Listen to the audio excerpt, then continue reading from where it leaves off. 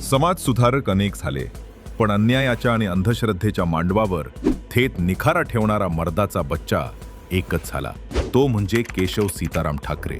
पण त्यांना प्रबोधनकार ही उपमा कुणी दिली आणि का, जाणून घेण्यासाठी हा व्हिडिओ नक्की बघा. केशव सीताराम ठाकरे यांनी 16 ऑक्टोबर 1921 रोजी प्रबोधन नावाचे पाक्षिक सुरू केले. हे केवळ वर्तमानपत्र नव्हते, तर तो सामाजिक आणि धार्मिक गुलामगिरीविरुद्ध पुकारलेला एल्गार होता. या पत्रातून त्यांनी धर्माच्या नावाखाली चालणाऱ्या भोंदूगिरीचे वाभाडे काढले. महाराष्ट्राच्या जनमानसाला वैचारिक दुलकीतून जागे केल्यामुळे या पत्राच्या नावावरूनच लोक त्यांना आदराने प्रबोधनकार म्हणू लागले. प्रबोधनकारांची भूमिका स्पष्ट होती. जो देव भिक्षुकांच्या कैदेत आहे, तो गरिबांचे दुःख काय दूर करणार. त्यांच्या देवळांचा धर्म आणि धर्माची देवळे या पुस्तकात त्यांनी मांडले की काळानुसार धर्माचे रूप बदलले पाहिजे. जे विचार कालसुसंगत नाहीत ती भोंदूगिरी आहे. प्रबोधनकार केवळ लिहित नव्हते, ते करते सुधारक होते. वयाच्या अवघ्या 20व्या वर्षी त्यांनी एका 12 वर्षाच्या मुलीचा विवाह एका 65 वर्षांच्या वृद्धाशी म्हणजे जरटकुमारी विवाह होताना पाहिला.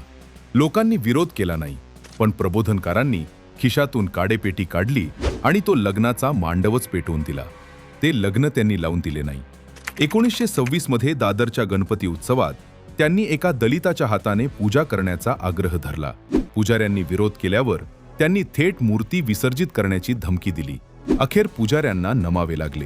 प्रबोधनकारांनी लेखणीने जी वैचारिक पेरणी केली, त्याच पेरणीचे पीक म्हणजे बाळासाहेब ठाकरे. हवेतून अंगठी काढणे हा चमत्कार नसून हात चलाखी आहे. हे बाळासाहेबांचे वक्तव्य प्रबोधनकारांच्या तर्कनिष्ठेचाच भाग होते. वडिलांनी मांडव जाळला होता. मुलानं त्याच आक्रमकतेनं अन्याय करणाऱ्यांची घरं आणि प्रवृत्ती जाळण्याचे बळ शिवसैनिकांच्या मनगटात दिले. प्रबोधनकारांची ठाकरी शैली आणि बाळासाहेबांची शिवगर्जना हा वारसा महाराष्ट्राला सांगतो की धर्माच्या नावावर शोषण करणाऱ्यांच्या पायावर डोकं टेकू नका, तर त्यांच्या डोळ्यात डोळे घालून प्रश्न विचारायला शिका. त्यांचे विचार आजच्या काळात किती गरजेचे आहे, कमेंट करून नक्की सांगा.